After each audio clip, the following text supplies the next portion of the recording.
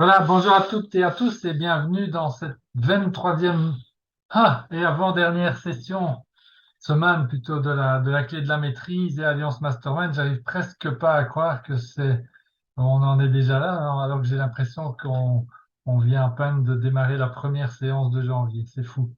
En tout cas, donc, une page va bientôt se tourner, hein, celle de la quatrième session déjà de cette CMAMM.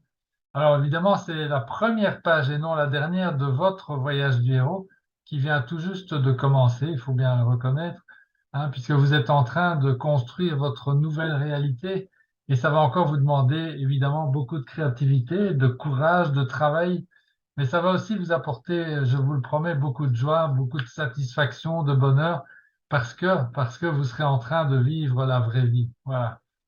Et cette vraie vie, évidemment, sera différente pour chacun et chacune d'entre vous, mais il y aura encore aussi pour la suite, pour ceux qui le voudront, des espaces communs entre vous. Par exemple, les masterminds, il y a aussi l'événement live de Diolfi pour ceux et celles d'entre vous qui vont faire le déplacement.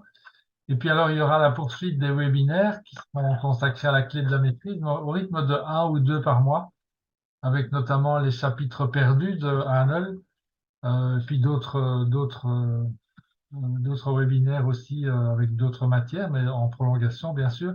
Et puis alors, l'année prochaine, il y aura en partir de janvier la cinquième session de la clé de la maîtrise, CMAMM. Bon, peut-être que certains auront envie de la refaire, hein, c'est fréquent et c'est recommandé d'ailleurs en tant qu'étudiant. D'autres aussi en tant que guide pour un nouvel angle de vue, c'est toujours aussi très formateur et aussi un approfondissement dans ce cas-là de la formation, puisqu'il y aura une formation guide pour le deuxième semestre pour tous ceux et celles qui seront inscrits comme guides. Alors, en ce qui nous concerne, Françoise et moi, nous, on est engagés à vie, évidemment.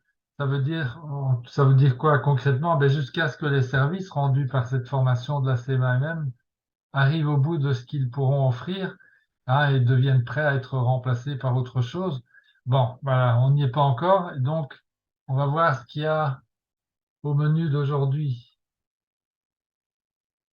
Voilà. Alors, attendez, parce que il y a des choses bizarres qui se passent là.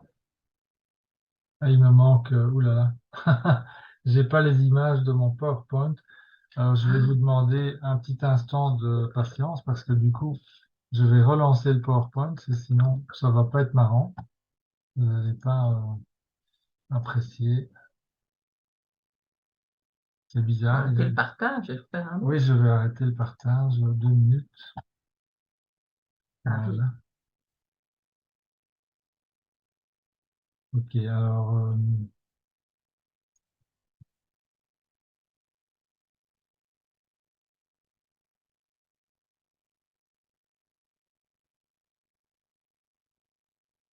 voilà, donc tout est bon. on a retrouvé les images. Voilà, c'est bon. Alors, on peut partager. Ouais.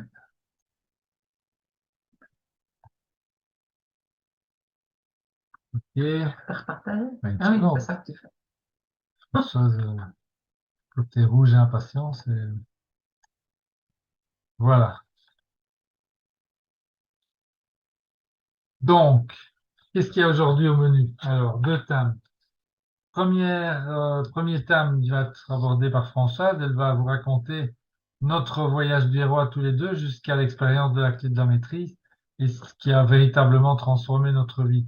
Bon, alors le but, ça ne sera pas de nous mettre en avant, évidemment, mais ça va être de vous donner, enfin en tout cas on l'espère, quelques sources d'inspiration pour votre propre voyage du héros.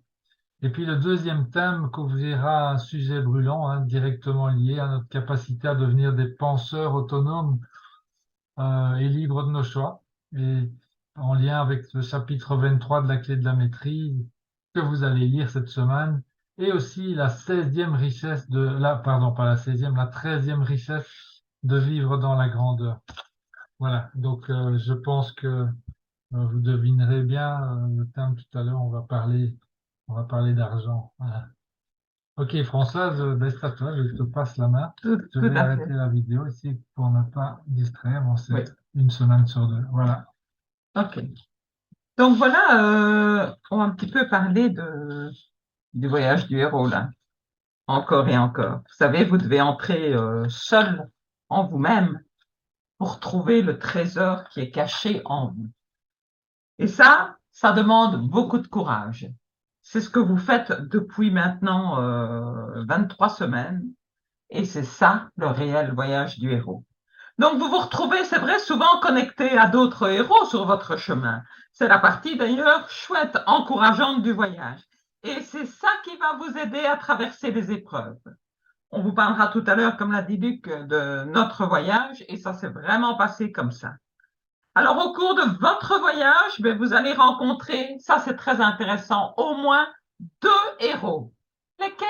Mais vous et l'autre. Écoutez bien ce que je vais vous dire. Vous ne pouvez voir et reconnaître en l'autre que ce que vous avez. L'autre étant votre miroir. Et ça, c'est un des plus grands secrets de la vie harmonieuse et authentique. Aussi, quand vous observez l'autre, eh bien, vous vous observez. Est-ce que vous avez bien entendu et compris ça? Quand vous observez l'autre personne, vous observez l'autre et votre image dans le miroir. Et c'est très impressionnant, ça, n'est-ce pas? Ça rend votre travail au fait personnel quand même beaucoup plus facile parce que ça rend les relations beaucoup plus souples et fluides. Alors, on va revenir un instant sur la vidéo que vous avez vue là d'Amis Cudi dans la vidéo d'introduction, la vidéo qui était suggérée dans la vidéo d'introduction. C'est vraiment plein de puissants messages et d'émotions pour chacun d'entre vous. Moi, je voudrais que vous remarquiez, d'une part, mais vous l'avez peut-être fait, l'histoire met à couper le souffle de chacun des héros de la vidéo d'Amis Cudi, mais aussi, comme le public présent, il est tout à fait connecté et affecté par les histoires qu'ils entendent. Alors, ces connexions, elles sont si extraordinaires que les gens, ils sont en résonance, ils les observent. Alors, en réalité, c'est parce qu'il y a un transfert qui se fait, un transfert formidable d'énergie universelle et d'intimité. Et on va un peu travailler ça aujourd'hui. Vous voyez, tout ce que vous pouvez reconnaître chez l'autre, il est déjà en vous. Ça signifie que leur héroïsme, vraiment, mais extraordinaire, il est aussi vivant en vous. Alors à présent, c'est devenu de notoriété publique que tout ce qui se trouve dans votre conscience, ça peut être, et là vous êtes d'accord, éduqué avec concentration. C'est ce que vous avez fait ici au cours des 20 et 22 semaines. C'est donc votre tâche en ce moment de vraiment remarquer les qualités que les gens ont, puisque vous savez que si vous pouvez les voir et les identifier, c'est que ces qualités sont en vous et certainement même en attente d'être activées. Et ça, c'est la piste qui va vous mener au trésor qui est en vous. Alors à ce stade, vous avez tous évidemment abandonné la recherche de réponses à des questions qui vous renvoient directement à vos croyances limitantes, comme par exemple, pourquoi c'est toujours à moi que ça arrive? Pourquoi est-ce que j'ai jamais d'argent? Pourquoi est-ce que je suis toujours malade? Pourquoi ceci? Pourquoi cela? Etc. Mais à ce stade, votre but, il est de trouver les bonnes questions qui vous feront grandir. Je prends un exemple. Comment est-ce que je peux faire pour être vraiment en bonne santé? Ou comment créer et gagner plus d'argent?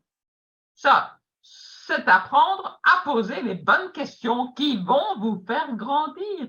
D'ailleurs, grandir pour vivre dans la grandeur, ça fait partie, que je sache, de votre quête personnelle. Joseph Campbell, lui, là, il souligne que les différences superficielles sont des illusions. Alors, regardez au-delà des différences et voyez plutôt les principes que vous avez étudiés et que vous commencez à si bien connaître. D'ailleurs, voilà un quiz, il est mis en dessous là, qui vous prouvera qu'il y a un héros vraiment en vous, parce que vous avez déjà fait ça. Voilà, des questions à propos des gens de vos mondes, de votre entourage. Comment ces gens sont-ils connectés? Est-ce qu'ils ont des DBE? Est-ce qu'ils ont les 4 habitudes conduisant à la persistance? Est-ce qu'ils ont du courage? Est-ce qu'ils ont de la compassion?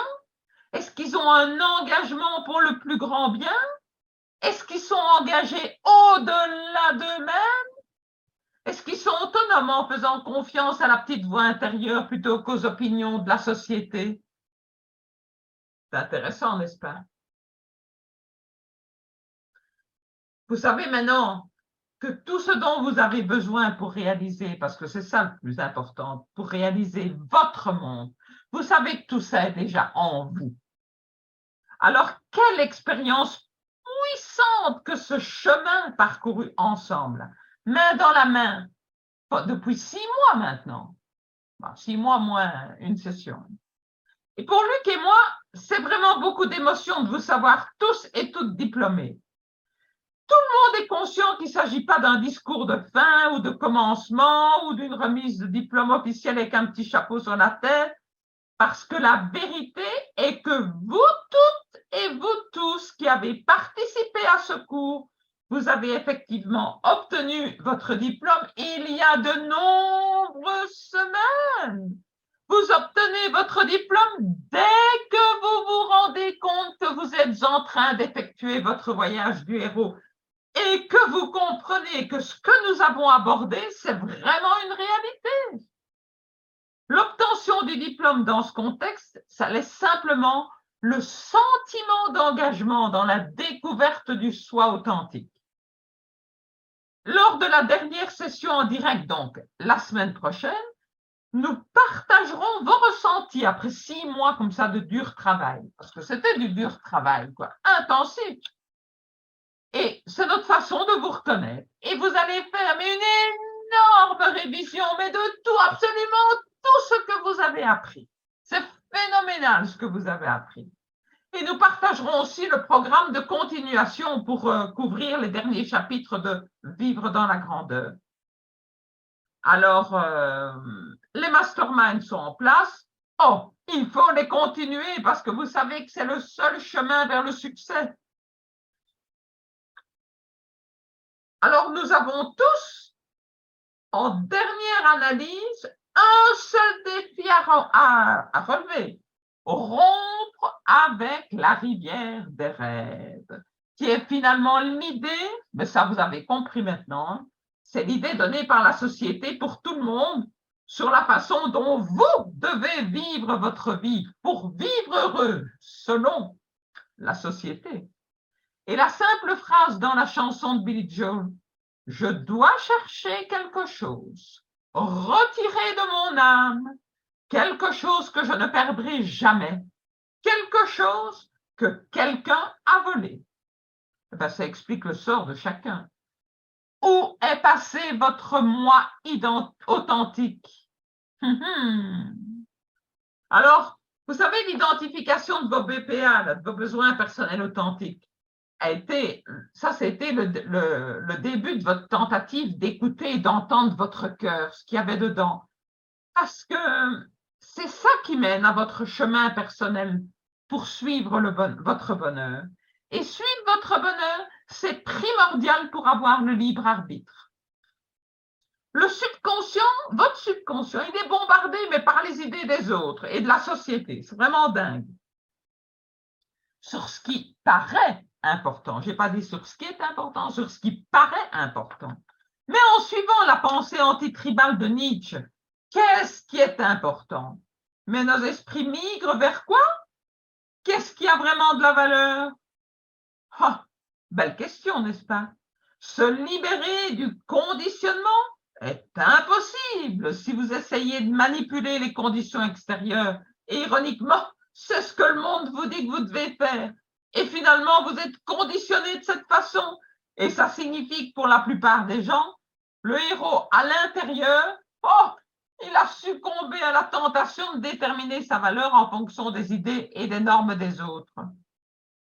Ce destin, mais désolant, ça crée une âme déconnectée. Et vous savez quoi? Les âmes déconnectées ne peuvent pas faire l'expérience de la connectivité.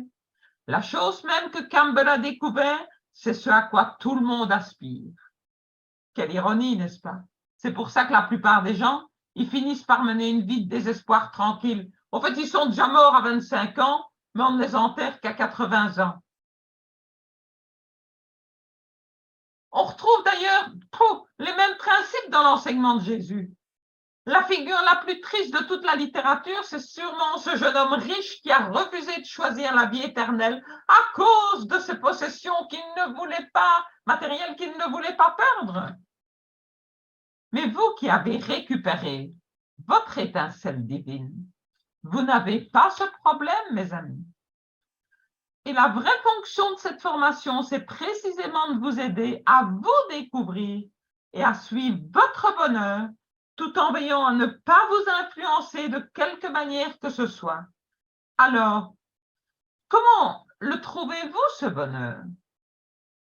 Eh bien, le seul véritable défi que vous avez tous et toutes, c'est de trouver votre véritable vocation dans la vie. On en a souvent parlé. De trouver vos talents, c'est ça votre défi.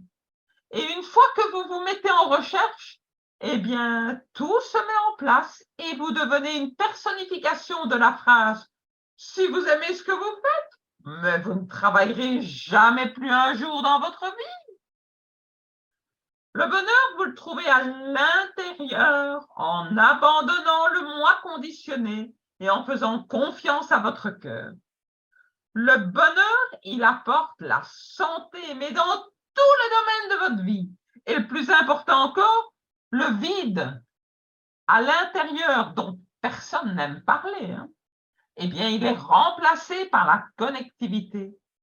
Ce n'est pas possible que vous soyez créé dans un vide spirituel parce que vous avez tous et toutes des talents uniques axés sur le service pour atteindre le but et trouver cet endroit spécial que vous recherchez.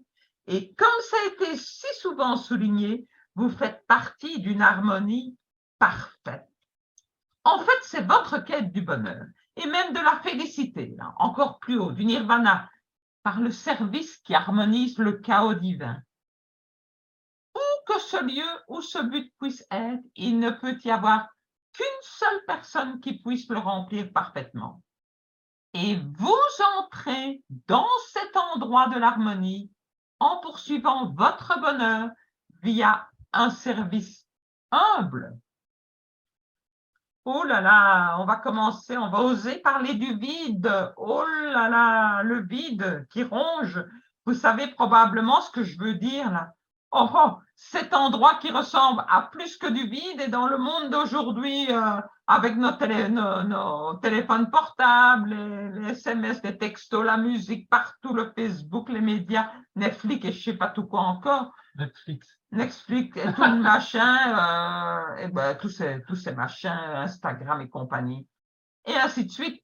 Mais la facilité que vous avez pour vous distraire, pour éviter de ressentir le vide.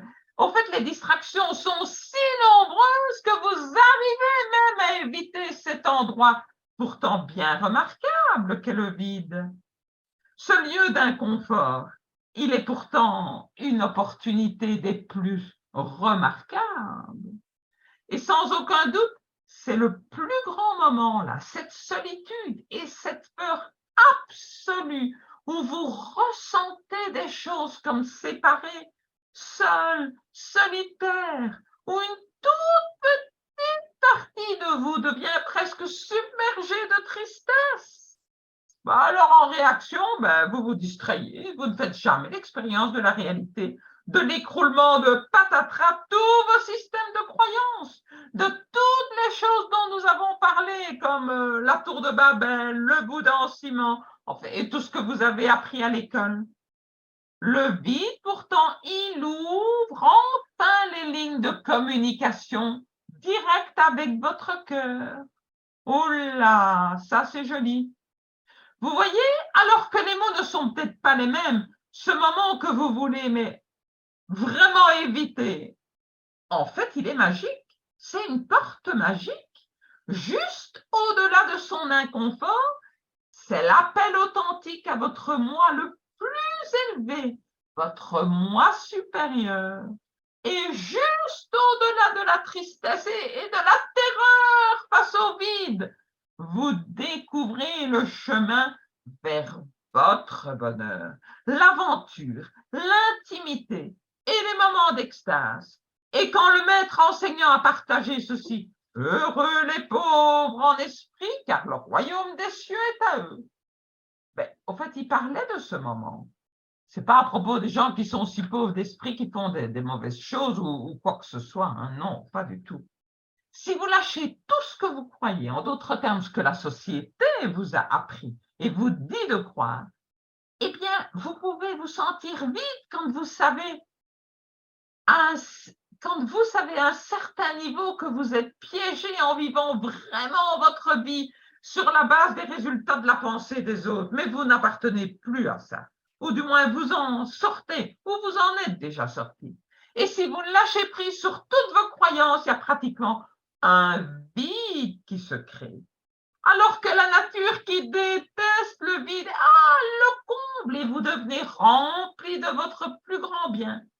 Ce que vous vouliez être, un être spirituel débordant de talents uniques, qui est éclairé par toutes les richesses du nirvana et du ciel, ce qui signifie que cet endroit, c'est déjà en chacun de vous.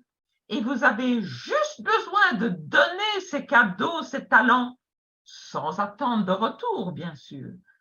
Et l'esprit infini continuera à vous combler d'opportunités, de donner, de redonner. Et plus vous donnez, plus vous êtes récompensé de la manière la plus remarquable. Vous savez, les richesses de la santé, de l'amour, de l'intimité, des amitiés avec d'autres âmes, se déversent sur vous, sans effort d'ailleurs. Et la joie, cette merveilleuse expression de vitalité dans l'univers, ça soigne de chaque fibre de votre être. Et juste votre présence apporte une vitalité à tout et à tous pour la vie. Alors le paradis sur terre, il coule à travers vous et vous devenez vraiment un canal des plus remarquables. Alors vous voyez, tout tourne autour de cet espace. Être dans cet espace où vous trouvez enfin vos talents, votre but. Et vous vous éloignez des conversations là enfantines sur le sens de la vie. Vous commencez à donner un sens à la vie de ceux que vous rencontrez. Et maintenant, je vais vous partager notre voyage du héros, à Luc et à moi, qui nous a conduits d'ailleurs jusqu'ici en Drôme provençal. Et quand Marc et Daven, d'ailleurs, pourquoi on partage ça? Mais vous savez, quand Marc et Daven ont partagé dans la formation américaine MKMMA leur voyage du héros à eux. Mais franchement, personnellement, ça m'avait beaucoup touché. Et ça m'avait rempli d'espoir. Ça m'avait fait rêver à une vie autre que celle que nous menions à ce moment-là. Parce que c'était très difficile à ce moment-là. Et chaque voyage du héros, c'est une aventure personnelle. Alors, buvez chaque goutte de ce voyage du héros. Savourez-le par petites étapes. Si vous êtes un bon observateur, ce sera un avantage qui va changer votre vie. Alors voici mon histoire, voici notre histoire. Bon, souviens-toi du mythe, vous savez, qu'on a démarré là, au début du Bouddha en or. Donc, on a commencé cette formation en vous racontant, je ne sais pas si vous vous rappelez, en janvier, le mythe du Bouddha d'or.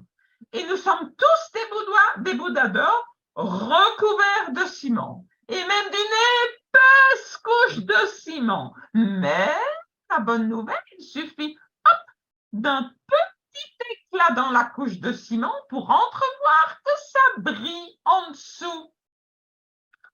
Oh là, l'univers me gifle. En fait, j'avançais aveuglement sur mon chemin professionnel de professeur de mathématiques. Waouh, j'étais vraiment heureux. Je vous jure, j'étais heureuse, j'étais agitée, j'étais active dans une grande école vraiment très chouette où j'enseignais à la périphérie sud de Bruxelles.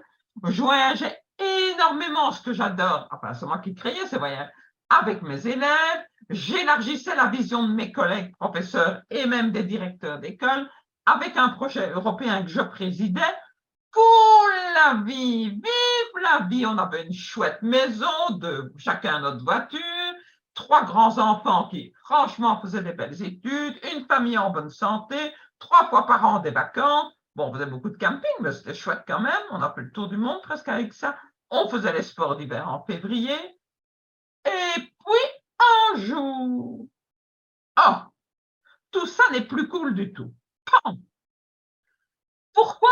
Il y a un minuscule grain de sable qui vient se mettre dans les rouages de ma vie professionnelle. Et ce grain de sable, c'est la cause, évidemment, le coup de pied de l'univers pour me mettre en route. C'est l'appel du héros. Mais je n'entends pas l'appel. Vous savez bien que c'est normal, ça. En fait, je le refuse. Mais ça, je ne le sais pas encore. Alors, qu'est-ce que c'est que cette histoire? On me demande de sortir des rails, plutôt que de donner juste des cours de maths. Moi, j'adorais ça. On me demande de donner, ça paraît peut-être simpliste comme ça, vu de loin, mais pas pour moi au moment même. On me demande de donner maintenant des cours de technologie pour lesquels, je vous jure, je n'avais aucune formation, aucune compétence, aucun savoir-faire. Il n'y avait même pas de programme précis. Oh là là. Mais j'avais le choix d'accepter ou de refuser. Mais la direction me met quand même face à un chantage émotionnel qui flatte énormément mon ego. Alors, je détestais, mais en bonne sauveuse de l'humanité que j'étais, j'ai accepté. Merci à mon ego. Vous savez, ça m'a pris quelques minutes pour accepter, mais ça m'a coûté plusieurs années d'angoisse. C'était horrible. Pour finir par détester ce boulot que j'adorais. C'était l'angoisse à chaque heure de cours, des heures et pour de nombre d'heures incroyables de préparation. Pour moi, c'était l'enfer. Je voulais tout arrêter, mais comment faire? Vous savez bien, il faut manger à la fin du mois, il y a besoin d'alimenter son compte en banque. Et donc, c'est là que j'ai réalisé que je m'emprisonnais moi-même. Et petit à petit, ma joie s'éteignait. Est-ce que j'allais encore traîner comme ça, mais pendant 15 ans, jusqu'à la fameuse retraite?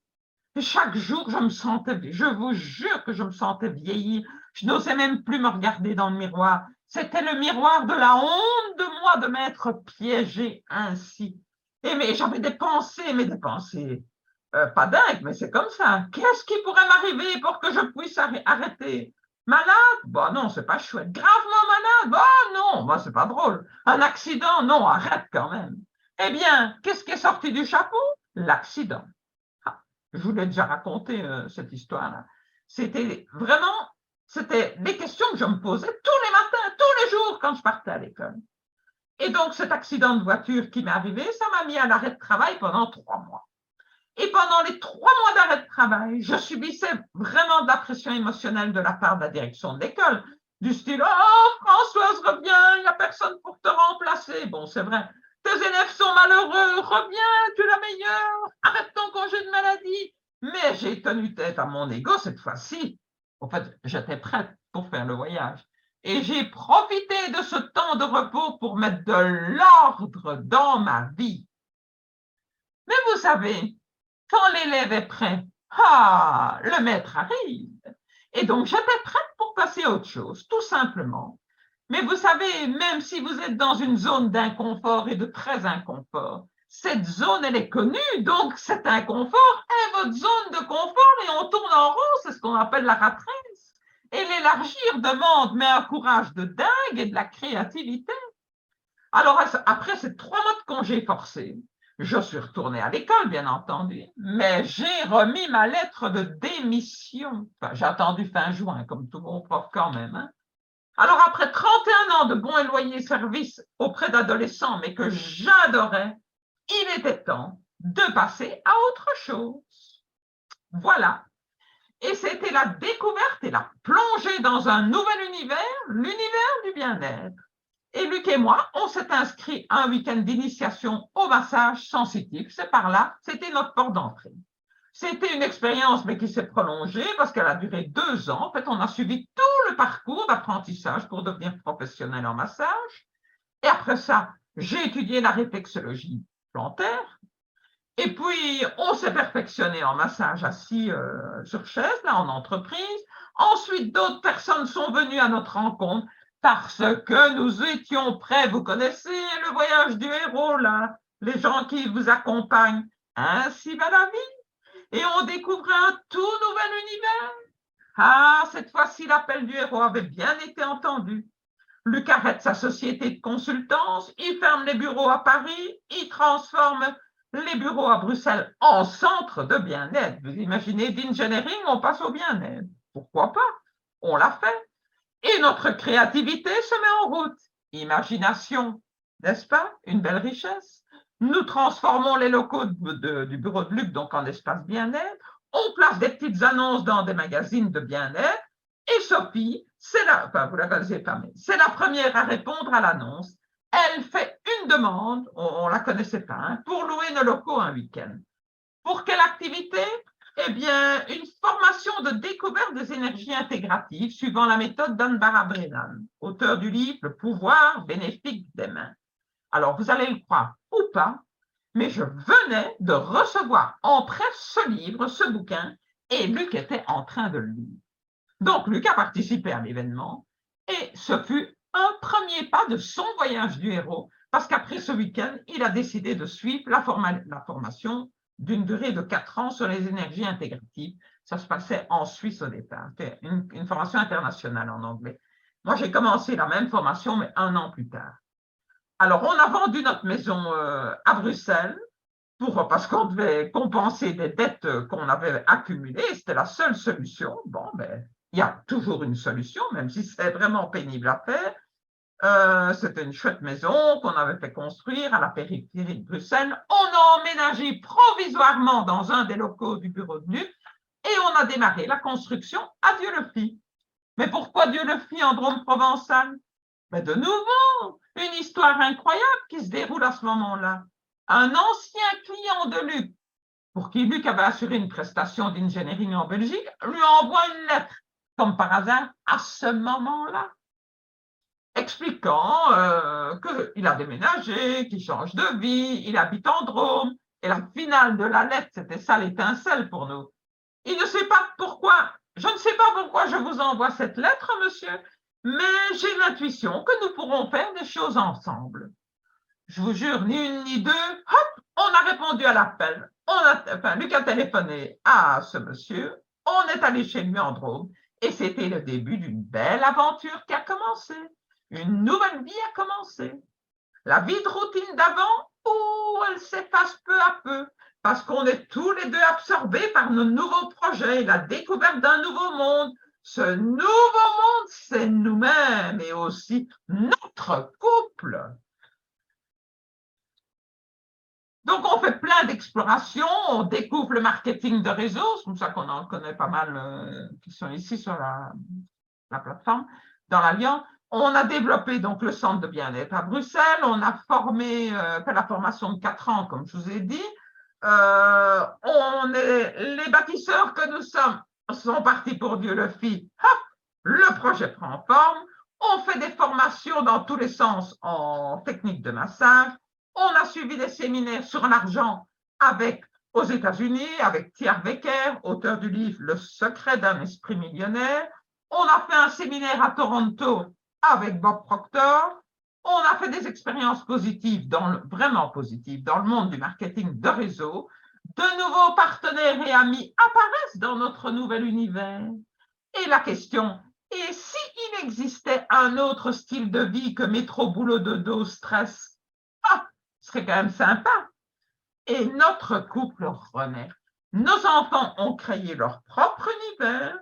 Ils s'étonnent évidemment, ils s'interrogent face un peu à nos changements déstabilisants.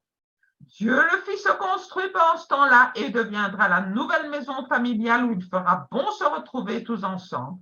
Voilà tout ce que nous découvrons, apprenons, expérimentons, mes amis. Un nouvel environnement d'amis et de mentors et de connaissances prend forme. Notre zone de confort s'élargit au fil des jours.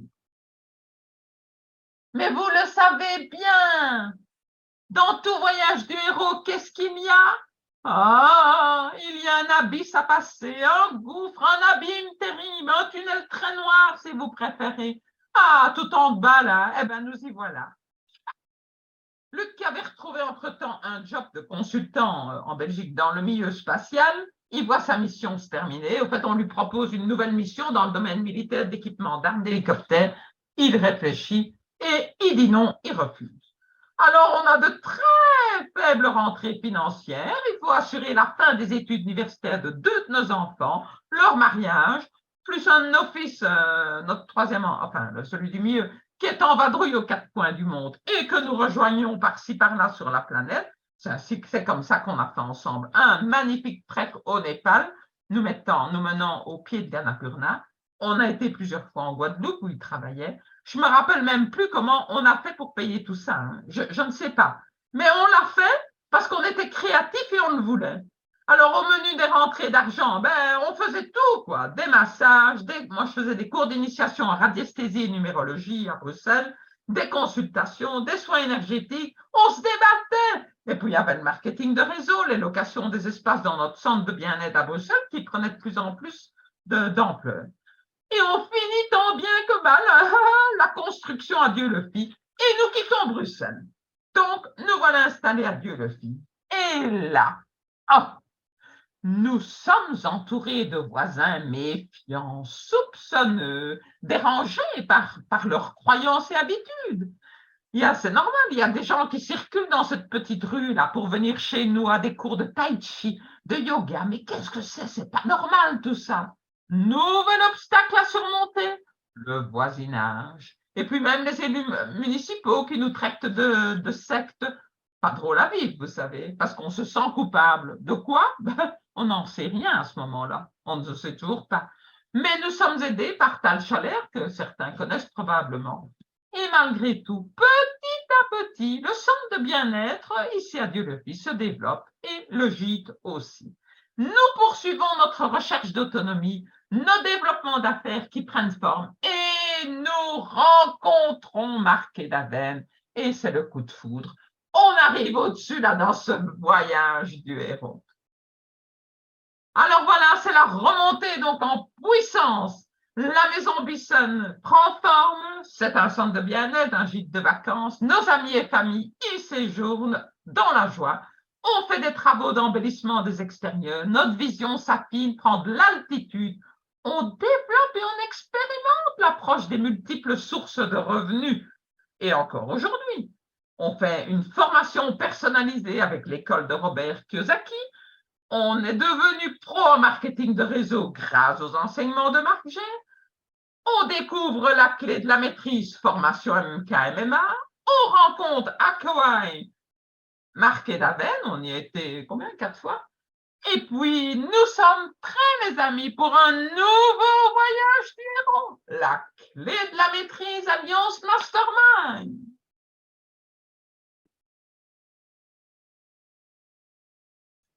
Voilà, voilà, le voyage est fini.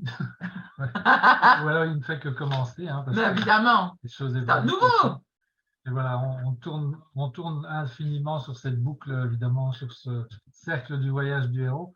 Alors aujourd'hui, c'est le sujet. Donc voilà, j'espère que l'histoire que Françoise vient de vous raconter, il n'y a pas grand-chose qui est dit dedans, mais enfin, en tout cas, j'espère que ça va vous inspirer. Donc, si vous êtes dans des difficultés aujourd'hui, sachez que l'univers est toujours bienveillant et il ne fait pas les choses pour rien. Donc, c'est ça qu'il faut toujours se dire. Les difficultés que vous rencontrez sont à votre portée dans tous les cas. Ça, c'est la définition qu'il faut adopter par rapport à cette notion de difficulté. Aujourd'hui, donc, je voulais terminer cette 4e session de la clé de la maîtrise, parce que vous avez compris que la semaine prochaine, on va plutôt faire une grosse synthèse par rapport à tout ce que vous avez traversé. Mais ici, aujourd'hui, je voudrais terminer sur un sujet qui fâche, mais qui est très important.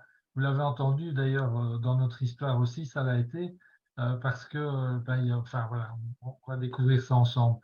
On a quelques sujets comme ça, la religion, la politique et l'argent qui, historiquement, sont toujours des sujets dangereux à aborder en conversation. Et pourquoi? Tout simplement parce que il y a une dépendance très forte de tous ces sujets, c'est les croyances. Alors, pourquoi est-ce que je vais vous parler de ça aujourd'hui? C'est simplement de vous préparer à la lecture du chapitre 23 de Arnold, que vous allez découvrir cette semaine, et qui dit en introduction: vous découvrirez que l'argent se tisse dans le tissu global de notre existence même. Donc, je me suis dit que ça valait quand même la peine d'y consacrer quelques minutes.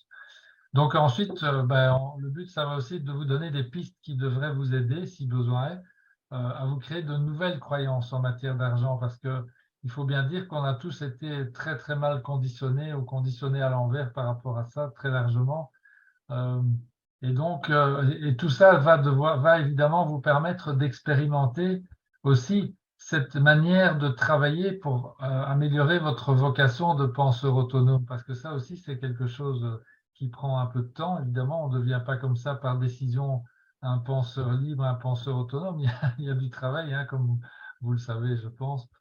Voilà, c'est d'ailleurs pareil dans tous les autres domaines, relationnels, santé, famille, on a du travail à faire partout. Voilà, c'est ça le chantier de la vie. Alors maintenant, donc abordons ce sujet. D'où viennent nos croyances? On a déjà abordé ce sujet plusieurs fois dans les leçons précédentes. Un petit retour quand même sur sur l'origine de nos croyances. Euh, Si on accepte de regarder les choses en face et de reconnaître une évidence. Nos ancêtres dont nous héritons, sachez-le, l'écrasante majorité de nos croyances, donc qui sont la plupart du temps inconscientes, nos ancêtres et aussi nous-mêmes, on baigne depuis 2000 ans dans une culture judéo-chrétienne, ici en Occident, en Europe. Cette culture nous a évidemment apporté beaucoup grâce à son message originel, qui contient les bases d'une société unitaire, donc non duelle, l'opposé de ce qu'on vit maintenant, une société donc unitaire où l'harmonie, l'amour, le respect mutuel sont censés faire place au jugement, à la peur du manque, à la compétition entre les différentes classes d'humains. Voilà, donc ça c'est le côté évidemment qu'il faut garder de cette culture, mais c'est aussi cette même culture, après avoir été malheureusement déformée et détournée largement, qui a créé progressivement un paquet de croyances erronées, notamment dans le domaine de l'argent. Par exemple, avec l'apologie de la pauvreté, c'est une grossière falsification, c'est ma façon à moi de le dire, du message originel du charpentier de Galilée. Son message était en vérité qu'il ne servait à rien d'accumuler des richesses, puisque celles-ci nous étaient automatiquement acquises dès qu'on se mettait au diapason de la loi du don. On l'a vu, cette loi avec Emerson, la loi de compensation, c'est ça, c'est la loi du don, c'est l'enseignement initial. Alors, donnez et vous recevrez en retour au centuple. Tout le monde l'a entendu. Frappez et on vous ouvrira. C'est une autre façon de dire la même chose. C'est une explication pratique qui est, je trouve, excessivement claire du mécanisme de l'univers qui fonctionne suivant la loi de compensation, la multiplication des pains, une autre image, la transformation de l'eau en vin, etc. Tout ça sont des exemples flagrants que c'était bien l'abondance qui était démontrée et pas la pauvreté, à condition évidemment de bien comprendre et surtout d'appliquer correctement les lois de l'univers. Bref, nos ancêtres et notre culture ambiante, ce sont les sources principales de nos croyances d'aujourd'hui en matière d'argent. Et si certaines de ces croyances nous sont favorables, oui, ça se vérifie quand même globalement dans notre style de vie riche, comparé aux 90% restants de la population terrestre.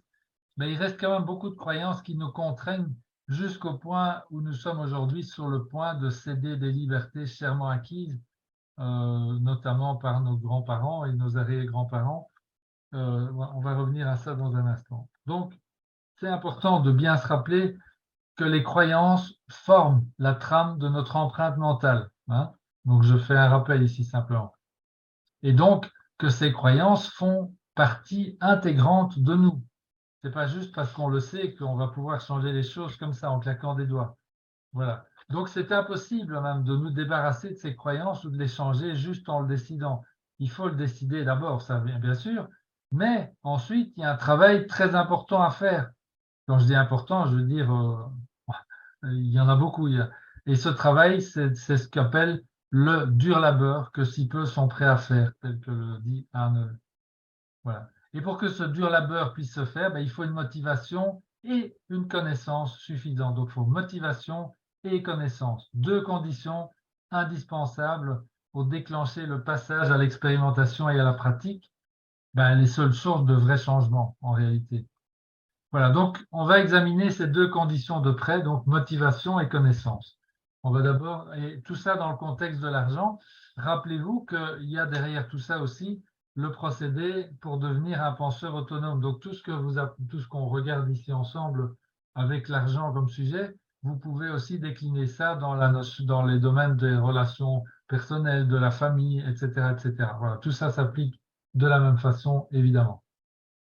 Voilà. Alors, donc, regardons l'impact des croyances liées à l'argent, motivation. Il faut que cette motivation soit puissante car l'ancrage des croyances est profond. Hein, vous voyez, c'est multigénérationnel, c'est culturel, etc. Donc, voilà, ça crée une dépendance excessivement forte vis-à-vis de l'argent. Euh, alors, enfin voilà, j'ai une petite histoire à vous raconter par rapport à ça. Je vais essayer de le faire vite parce que ça a été une énorme prise de conscience pendant cette formation de soins énergétiques que j'ai faite en Suisse. François, je l'évoquais, ça a duré 4 ans. Et on était donc, c'était en 2006. Cette formation s'appelait thérapie énergétique intégrative, c'est une méthode de soins énergétiques en fait. Et nous étions un groupe de 20 personnes, une vingtaine de personnes, et nous passions 4 semaines par an en résidentiel, donc 6 fois 4 jours en résidentiel, donc toujours on vivait ensemble pendant une semaine à travailler sous la conduite de plusieurs professeurs expérimentés. Donc nous nous connaissions tous très bien. Et donc, c'est pendant la 4e semaine de la 3e année que nos profs nous ont proposé un exercice. Donc, on était déjà bien rodés, bien entraînés. Ils ne pouvaient pas faire ça avant, vous allez comprendre pourquoi. Donc, ils nous ont proposé un exercice très instructif qui avait pour thème l'argent. On nous avait demandé d'emporter donc pour la semaine avec nous à la formation donc une somme d'argent au choix entre 50 et 100 euros en petites coupures de 10 et 20 euros. Alors, au début de l'exercice, les profs nous ont annoncé simplement qu'ils voulaient nous aider à prendre conscience de nos croyances personnelles relatives à l'argent. Et puis, ils nous ont expliqué les règles d'un jeu qu'on aurait à jouer ensemble. Le jeu marchait comme ça, je résume. Chaque membre du groupe devait se choisir un endroit quelconque dans la salle. C'est une grande salle de 100 mètres carrés. Et donc, on devait chacun choisir un petit endroit et installer notre nid qui représentait notre espace privé. Et ensuite, chacun devait y déposer ses économies, donc les 50 à 100 euros qu'on nous avait demandé d'apporter en petites coupures. Alors, lorsque tout le monde a eu préparé son nid, moi j'avais pris 3 coussins, en fait j'avais pris 3 coussins et j'avais posé mes billets au milieu. On devait aussi imaginer un service que nous devrions vendre aux autres membres du groupe dans le but de gagner notre vie. Alors moi, j'avais choisi une séance de 3 minutes de massage assis. C'est une technique que je maîtrisais bien à l'époque, c'était facile à faire, etc. Et les gens aimaient bien. Alors, il y en a d'autres qui avaient choisi un cours de langue ou un cours de chant et ainsi de suite. Voilà, chacun avait donc un service. Alors, on pouvait aussi échanger ou dépenser une partie de notre argent. On pouvait soit donner nos services et être payé, ou bien on pouvait nous-mêmes acheter des services chez les autres, à notre convenance. Et pour le reste, il n'y avait pas d'autres règles, tous les comportements étaient permis, on faisait ce qu'on voulait. Voilà. Alors pendant donc le jeu a démarré, pendant quelques minutes, tout le monde a déambulé dans la salle à la recherche d'un client. Voilà. Assez vite, on a vu différents types de comportements apparaître. Certains étaient insouciants, ils acceptaient sans trop compter tous les services qu'on leur proposait. Et donc, pour se retrouver très vite, évidemment, sans argent dans leur nid. Il y a d'autres, par contre, eux, ils vendaient leurs services avec confiance et ils accumulaient les gains. Moi, j'étais plutôt sur la défensive. J'allais vers les autres, tantôt pour vendre, tantôt pour acheter. J'étais entre les deux. Et souvent, c'était un échange de bons procédés. Et en même temps, j'étais dans le fond de ma tête, je me disais, mais à quoi tout ça va nous mener? Voilà. En fait, j'ai pas eu longtemps à savoir parce que après moins de 10 minutes, j'ai vu que l'un des membres de notre groupe, j'ai vu un de nos membres s'emparer avec un air malicieux de tout l'argent qui se trouvait dans le nid d'un autre. Waouh! Alors évidemment, dès cet instant, je suis devenu méfiant en me rapprochant à moins de 3 mètres de mon nid. Voilà, je devais défendre mon nid en cas de besoin. Alors je me rappelle plus toutes les péripéties qui ont suivi ce premier larcin que j'avais observé, mais ce que je peux vous dire en tout cas, c'est qu'en moins de 30 minutes, le chaos était total dans la salle, avec plusieurs membres qui se battaient réellement. Là, ils jouaient plus, je peux vous dire, ils jouaient plus, ils se battaient. pour essayer de récupérer leur argent volé. Alors moi, j'ai fini la partie assis sur mes coussins et sur l'argent qui me restait, tous les sens en éveil pour préserver mon nid. Alors les profs, forcément, ils ont dû intervenir énergiquement pour mettre fin aux bagarres et aux disputes. Et puis, ils nous ont fait asseoir en cercle pour que nous tirions tous ensemble les conclusions de ce jeu diabolique. Alors, ils avaient évidemment pris soin au départ, je ne l'ai pas dit, mais de relever la somme exacte que chacun avait apportée. Et ils ont fait en sorte, évidemment, que chacun retrouve exactement son argent de départ. En tout cas, je peux vous dire que je venais d'en apprendre plus en 1 heure sur l'influence de l'argent sur les comportements humains et sur les miens en particulier que dans toute ma vie, et idem pour tous les autres membres du groupe. Et c'est là que je me suis dit, waouh, il y a du travail de nettoyage en perspective. Voilà. Donc, pour illustrer les notions de croyance relatives à l'argent. Alors, revenons à cette notion d'ancrage des croyances. On le voit bien avec une métaphore, Françoise aime bien cette métaphore, je la reprends très vite, c'est la métaphore du thermostat.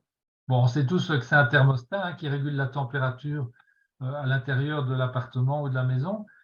Maintenant, si on remplace la température par la quantité d'argent qu'on a disponible sur nos comptes bancaires et dans nos poches à chaque instant, on a la métaphore.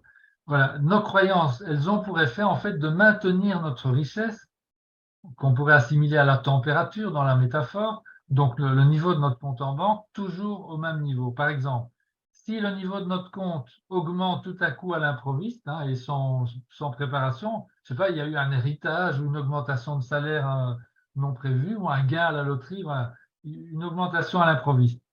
Ben, le compte en banque augmente très fort, mais notre thermostat intérieur va très vite, donc nos croyances en matière d'argent, nos croyances inconscientes, va très vite ramener notre compte en banque à son niveau initial par cette action des croyances. Je ne le mérite pas, je vais être mal vu, etc. Ou je vais être rejeté par les gens de mon milieu s'ils voient que j'ai plus d'argent que, etc., etc. Enfin, c'est toutes des histoires, des exemples de croyances. Voilà, donc c'est comme le thermostat qui ramène la température dans la pièce au niveau qu'on a fixé par la consigne chaque fois qu'il y a augmentation ou diminution de la température dans la pièce. C'est exactement la même chose avec nos croyances qui agissent sur le niveau de notre compte en banque. Dans l'autre sens, si des accidents de la vie font descendre provisoirement nos réserves financières, largement en dessous de notre seuil habituel, c'est ce qui nous était arrivé à Françoise et moi, notre thermostat financier, c'est-à-dire nos croyances relatives à l'argent, il va se remettre en route et il va nous faire prendre des actions qui vont ramener nos ressources financières progressivement et souvent rapidement d'ailleurs à leur niveau habituel. C'est parfaitement automatique. Voilà. Donc, c'est un peu ce qui est arrivé dans l'histoire que Françoise a racontée sur notre parcours. Voilà, donc on parle toujours de la motivation ici. Donc, nos croyances relatives à l'argent agissent comme un thermostat, ils nous maintiennent à un certain niveau financier, quoi que nous fassions. Maintenant, si nous voulons augmenter ce niveau, si nous voulons en fait quelque sorte tourner le bouton du thermostat, mais malheureusement, on n'a pas de bouton dans notre cas. Le vrai thermostat, il y a un bouton, mais nous, on n'a pas de bouton. Donc, on va avoir besoin d'une motivation très forte pour provoquer un changement. Et donc, d'où pourrait bien venir cela? Alors, il y a 2 sources principales pour la plupart des gens. Là, c'est des pistes que je vous donne. Après, à vous de voir où sont aussi vos sources potentielles de motivation. Mais ici, une source possible, c'est, entre guillemets, sortir de l'esclavage, c'est-à-dire cesser de se contenter d'avoir un job pour gagner sa vie. Et je mets job entre guillemets et gagner sa vie entre guillemets, parce que c'est des expressions horribles, évidemment. Voilà. Donc, idéalement, avoir un job pour gagner sa vie, ça ne devrait jamais être la motivation ultime. Mais bon, évidemment, dans notre environnement occidental, c'est une motivation pour la majorité des gens. On parle de sortir de la rat race, c'est-à-dire de la dépendance d'un job pour assurer sa subsistance. Bon, on va revenir à ça tout à l'heure. Il y a un deuxième facteur de motivation qui peut jouer aussi pour ceux, en tout cas, et celles qui commencent à réussir à s'extirper de la rat race, c'est d'améliorer leur capacité à devenir un penseur autonome et d'augmenter leur niveau de conscience. Et par effet d'entraînement, le niveau de conscience du groupe tout entier. Et ça, c'est évidemment le phénomène du centième singe que tout le monde connaît, un moyen naturel d'évolution qui est utilisé par la vie, par l'univers. Voilà. Donc, Alors, ce deuxième facteur de motivation peut devenir très puissant pour certains, puisque créer une élévation de conscience significative, pour faire ça, il faut obligatoirement une transformation positive de nos croyances à propos de l'argent. En effet, l'argent n'est qu'un symbole extérieur d'une énergie qui fait intégralement partie de nous. Alors, rappelez-vous ce que disait, vous vous rappellerez en lisant Arnold pendant la semaine, l'argent se tisse dans le tissu global de notre existence même. Et il est impossible, même si nous le désirons de toutes nos forces, de nous séparer de cette énergie. Ceux qui essayent d'ailleurs en sont à passer leur vie dans le déni et dans la dépendance de récolter suffisamment d'argent pour assurer leurs besoins, même après avoir réduit leurs besoins à une peau de chagrin. Donc, voilà. Pour l'instant, alors, il faut encore être un être extrêmement élevé, malheureusement, sur le plan spirituel, pour parvenir au niveau où cette énergie peut être maîtrisée sans avoir recours aux filières classiques de notre société, qui sont malheureusement à peu près, il faut bien le dire, entièrement contrôlées par nos systèmes financiers en place. Donc, sauf exception, ceux et celles qui se disent être au-dessus de l'argent, ils sont en fait que dans le déni et se trouvent paradoxalement bloqués dans leur capacité d'évolution spirituelle.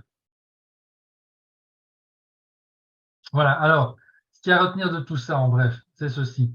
Le déni de l'argent, ou bien l'ignorance, volontaire ou involontaire, sont dangereux, car ils peuvent conduire à la dépendance, à la soumission et même à l'esclavage pur et simple. Il suffit d'observer les faits autour de nous pour le constater. Alors, que faire pour sortir de tout ça?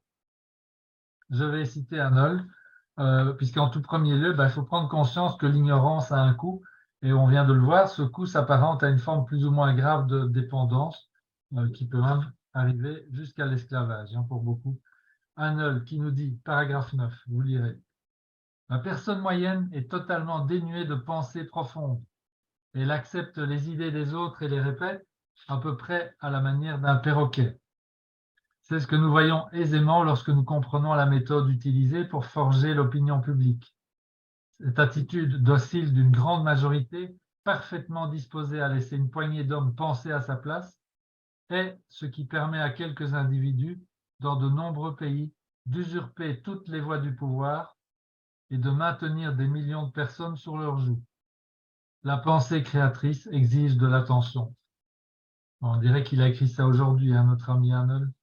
Voilà, donc il nous faut bien remplacer l'ignorance par la connaissance.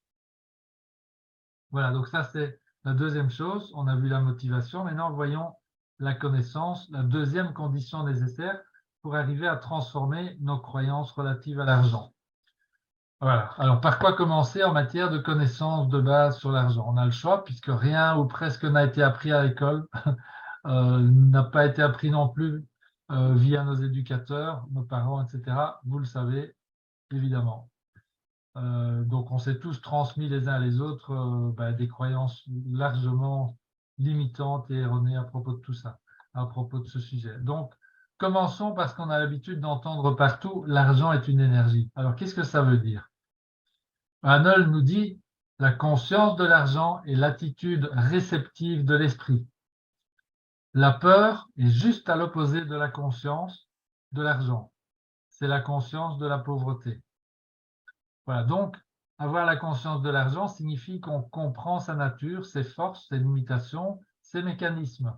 Nous sommes donc bien ici dans le domaine de l'esprit.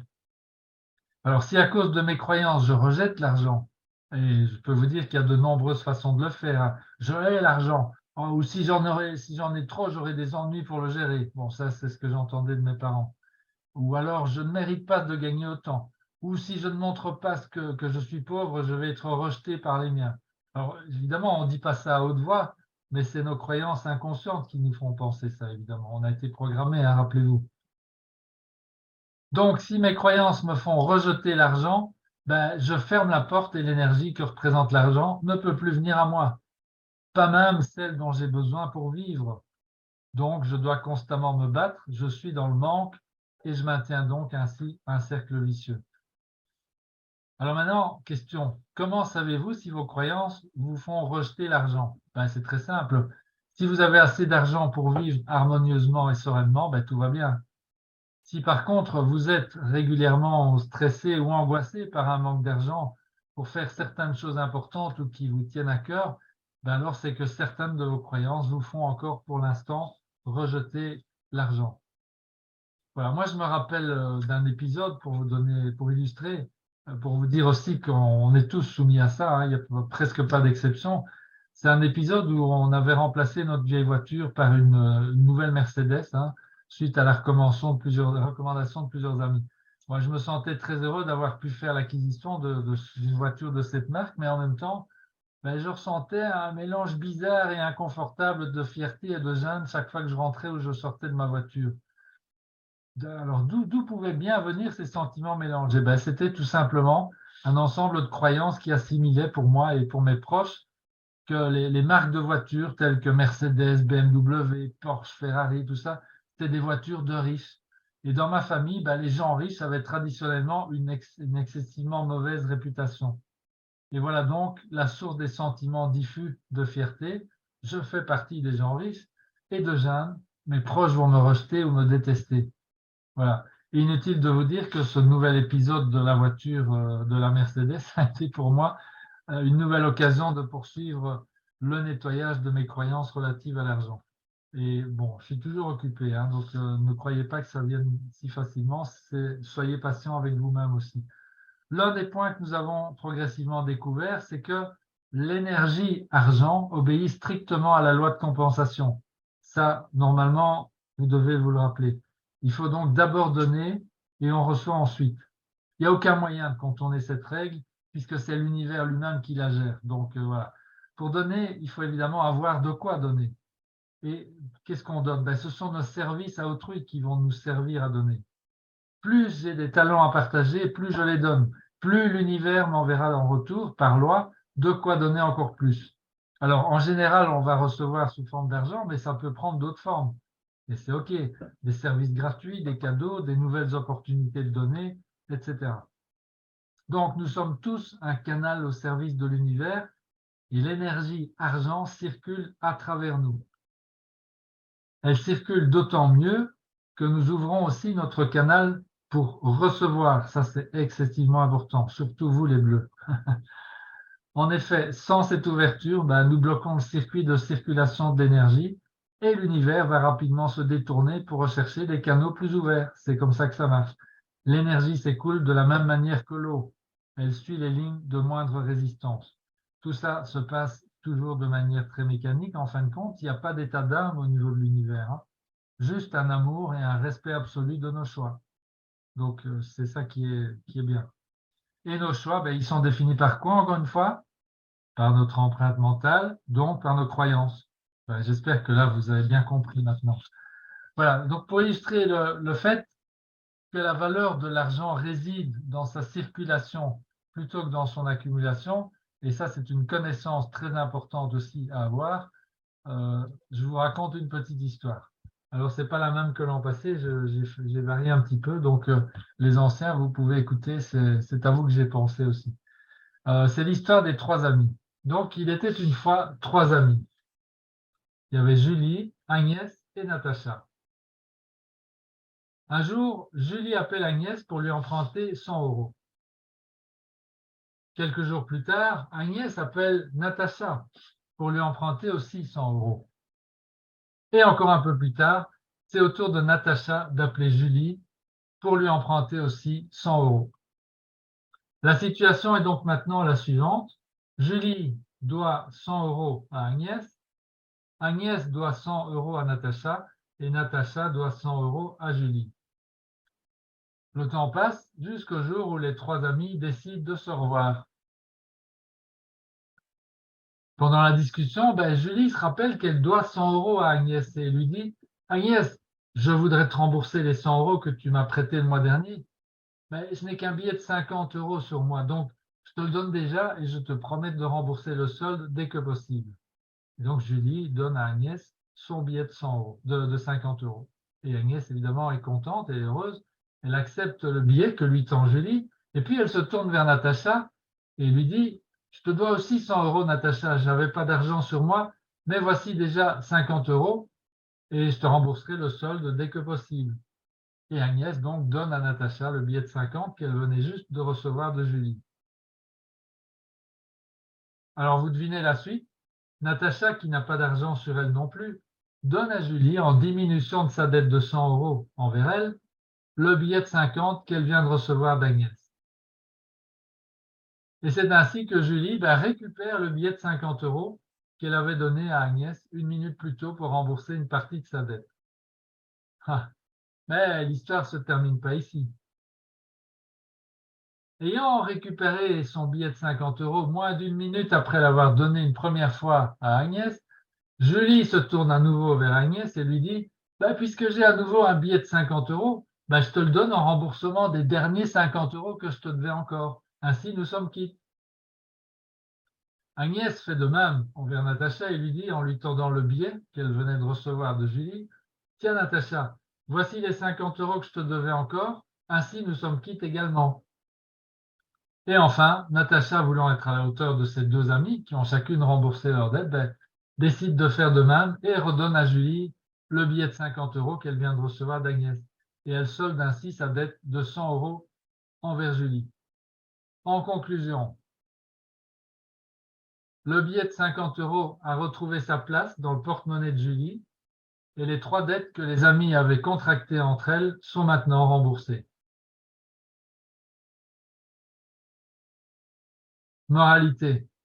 J'espère que vous avez vu là que la valeur de l'argent réside exclusivement dans sa circulation. C'est bien une énergie. Le billet de 50 € de Julie n'a de valeur que lorsqu'il circule entre les 3 amis dans ce cas-ci. Donc, vous voyez, il a circulé à l'étape 1, 2, 3, à l'étape 1 et 4 entre Julie et Agnès, à l'étape 2 et 5 entre Agnès et Natacha, étape 3 à 6 entre Natacha et Julie. Alors, je vous pose une question. Quelle est la valeur que le billet de 50 € de Julie a généré pendant la réunion des 3 amis? Alors là, je vous demande de répondre. On fera un petit break d'1 minute et tapez-moi dans le chat ce que vous pensez. Quelle est la valeur que ce billet de 50 € que Julie avait dans son porte-monnaie? Quelle est la valeur que ce billet a généré pendant la réunion des 3 amis? Alors Jérôme, il nous dit 300. Est-ce qu'il y a d'autres 300? Dit Abbas aussi. Est-ce qu'il y a d'autres propositions?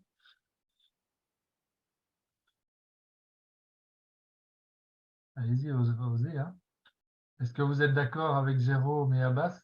Qui est d'accord avec Jérôme et Abbas? Faites-nous signe ou répondez dans le chat. Oui, en valeur financière, Elisabeth. Oui, 300. Véronique nous dit 300 aussi. Elle semble d'accord. Est-ce que tout le monde est d'accord avec ça? Julia, oui. Eh bien oui, c'est la bonne réponse. Notre billet de 50 € a généré effectivement 300 € de valeur en circulant entre les 3 amis. Voilà, donc on est bien dans la circulation. Et en fait, ce qui est encore plus frappant, c'est la vitesse de circulation. Et donc, c'est évidemment un point clé de l'économie que très peu de gens voient. Hein. Quand on n'est pas initié, on ne le voit pas. Mais il faut savoir que quand l'économie est prospère, eh bien, chaque euro qui est émis, il circule en moyenne une dizaine de fois. Je crois que c'est 11 fois pour une économie prospère. Alors qu'en économie restreinte, en récession, etc., tout le monde garde son argent à la maison, plus personne ne dépense et donc l'argent ne circule plus et du coup il n'y a plus de valeur qui se crée. On a des faillites, on a du chômage et voilà. Et donc c'est parce que là, si chaque fois que quelqu'un gagne 1 €, garde cet euro dans sa banque ou dans son porte-monnaie, ne réutilise pas en échange d'un autre service, à un moment donné, tout l'argent devient figé et plus personne ne gagne rien. Il n'y a plus de circulation, tout le monde a de l'argent, mais plus personne ne s'en sert. Donc, toute l'économie est paralysée et tout le monde tombe en faillite, faute d'argent en circulation. Et comme dit Chantal, intérêt de payer en espèces. Voilà, et donc je profite de ça d'ailleurs pour vous dire aussi que c'est ça qui nous a inspiré il y a 4 ans de reprendre aussi le système de la dotation des bourses d'études que Marc et David avaient imaginé. Parce que tout simplement, on le trouve plus équitable au niveau de la circulation de cette énergie argent. Elle est modeste, hein, vous l'avez vu. Même si c'est un effort, je sais, pour beaucoup d'entre vous, ça reste quand même relativement modeste. Mais les dotations, l'argent ici circule un maximum directement entre les étudiants, les formateurs et aussi les anciens étudiants et les guides qui ont délibérément choisi de perpétuer la formation pour d'autres personnes à venir. Donc c'était ça l'idée, c'est que cet argent circule le plus possible entre nous. Alors évidemment, aucun étudiant n'est obligé de le faire, mais dans tous les cas, l'argent qui est mis en circulation dans cette formation revient, on va dire pas entièrement, mais majoritairement vers toutes les personnes qui sont impliquées, hein, vous tous en fait. Bon, il y a une partie qu'on n'a pas encore su récupérer, hein, qu'on n'a pas su sauver, j'ai envie de dire. C'est les coûts de licence des logiciels. Bon, ben là, faut bien dépenser. Mais il y a surtout, ça c'est le plus dur à avaler, c'est les 20% de TVA qui sont prélevés par le fisc sur les dotations. Voilà. Mais là, on est en train aussi quand même, depuis peu, de solutionner, trouver des solutions, puisque on a commencé déjà avec certains guides à utiliser les crypto-monnaies pour les échanges d'argent dans la CMA-MM. Bon, voilà, on reparlera de ça pour ceux que ça intéresse au deuxième semestre, et pour ceux qui auront décidé de devenir membres permanents ou guides. Voilà. Alors, j'avais cette histoire du voyageur de commerce, mais vous la connaissez, les anciens, on n'a plus le temps. C'est la même histoire que les trois amis racontaient un petit peu autrement. Voilà, l'argent n'est pas intuitif. Effectivement, faites l'exercice, hein, regardez ce que devient. J'ai oublié de préparer le fichier, donc je ne vous montrerai pas, mais c'est absolument phénoménal de voir ce qui se passe si vous doublez. Vous prenez 1 centime en 2023 et chaque année, vous le doublez. Donc en 2024, vous dites, voilà, vous avez 2 centimes sur le compte, et puis en 2025, 4 centimes. En 2026, 8 centimes, etc. Qu'avez-vous en 30 ans, dans 30 ans? La réponse est dans les 5 millions d'euros. Je vous la donne comme ça. Maintenant, si vous faites le même exercice, mais qu'avant de doubler la somme, vous prélevez 30% de taxes, c'est-à-dire, donc je donne l'exemple, vous prenez 1 centime et avant de doubler, vous enlevez 0,3 centimes, il vous reste donc 0,7 centimes. Et vous doublez en 2024, ça devient 1,4 centimes. Donc en 2025, vous prélevez 30% de 1,4 centimes, on va dire à peu près 30 aussi, il vous reste 1,1, donc vous aurez 2,2 centimes, etc. Et vous faites ça pendant 30 ans. Et là, qu'est-ce que vous avez après 30 ans? Faites l'exercice, vous allez voir, vous allez être complètement sidéré par rapport aux 5 millions là, mais vous avez très, très, très, très, très peu. Faites ça avec un fichier Excel, c'est fait en 2 minutes. Voilà. Désolé, j'ai oublié de le préparer, mais voilà, ça vous laissera le soin de la découverte, le plaisir de la découverte. Voilà. Alors, comment penser à l'endroit? Maintenant que vous connaissez les 2 éléments principaux qui peuvent vous aider à transformer positivement vos croyances relatives à l'argent, positivement évidemment, et ces deux éléments, c'est la motivation et la connaissance. Donc, ici, je vous ai donné des exemples de connaissances. Il y a bien d'autres choses, évidemment, à apprendre sur l'argent. On n'a pas le temps. Je ne vous donne pas un cours exhaustif ici. Je vous donne juste les pistes. Et puis, à vous de les explorer en détail, évidemment. Voilà. Donc, vous savez que vous pouvez vous créer une vie plus abondante, je précise, sans que personne au monde ne soit lésé ou désavantagé par rapport à vous. Sans que personne au monde ne soit lésé ou désavantagé par rapport à vous. C'est important. Et c'est possible, évidemment. La loi de compensation, elle est parfaite. Car vous savez que c'est l'univers qui est le vrai distributeur des richesses, pas les banques centrales. Donc vous avez à votre disposition un réservoir infini. Et ce réservoir est à la disposition de tous ceux et toutes celles qui sont prêts à apprendre comment y accéder. Voilà. Alors, comment y accéder? Je vous donne encore quelques pistes ici rapidement, avant la pause, avant le mastermind. Donc, première chose en tout cas à faire d'urgence si vous voulez vraiment adresser ce problème-là, cet aspect-là, c'est d'observer votre langage et de noter toutes vos expressions utilisées. Comment est-ce que vous désignez d'habitude l'argent? Est-ce que vous dites mon argent ou mon fric ou mon pognon ou mon flouze? Enfin, voilà. Est-ce que ce sont des termes respectueux ou plutôt des termes dédaigneux? Voilà. Observez comment vous appelez l'argent d'habitude. Comment est-ce que vous en parlez? Est-ce que vous vous êtes déjà entendu dire que l'argent ne vous intéressait pas ou ce n'est pas ce qu'il y a de plus important? Des choses comme ça. Ça pousse pas sur un ou ça arbre. pousse pas sur les arbres. Enfin, voilà. Donc ça, Tu me prends pour Crésus? c'est une autre catégorie d'expressions. Mais voilà, toutes ces expressions, quelles sont-elles? Voilà, faites un petit examen. Faites ça chez vous. Hein, faites ça pour vous-même. Mais soyez honnête avec vous-même. Et voilà. Ensuite, l'autre chose à faire après ça, donc ça, c'est l'aspect langage. Observez maintenant vos sentiments et vos émotions par exemple, pendant les conversations. Maintenant, là, on parle d'argent. Comment vous vous sentez? Est-ce que vous vous sentez mal à l'aise? Est-ce que vous vous sentez plutôt intéressé? Enfin, voilà. Donc, comment vous vous sentez dans tous ces moments? Ou alors aussi pendant que vous mettez l'argent en mouvement, pendant vos achats, ou pendant que vous êtes en train de négocier une vente ou un achat, hein, ou lorsqu'il faut faire un paiement, payer une facture. Voilà. Comment est-ce que vous vous sentez? Quelles sont vos émotions, vos sentiments dans ces moments-là? C'est très important d'observer ça et de le noter.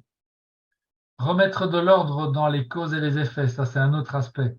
Par exemple, si vous dites j'ai besoin d'un job, est-ce que c'est vraiment le cas?